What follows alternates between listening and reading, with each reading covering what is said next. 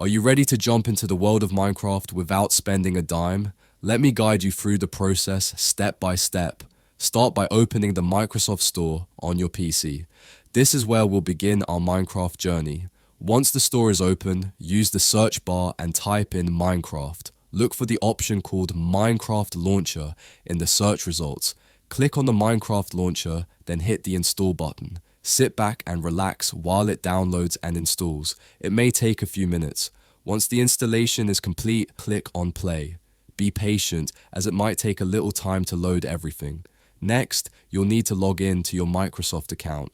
If you don't have one, you can quickly create an account. Now comes the fun part. You'll see all the Minecraft versions available, like Java Edition and Legends Edition. From here, you can choose to buy the version you prefer and dive into the game. That's it. You're all set to enjoy the incredible Minecraft universe. Let me know in the comments which version you're playing.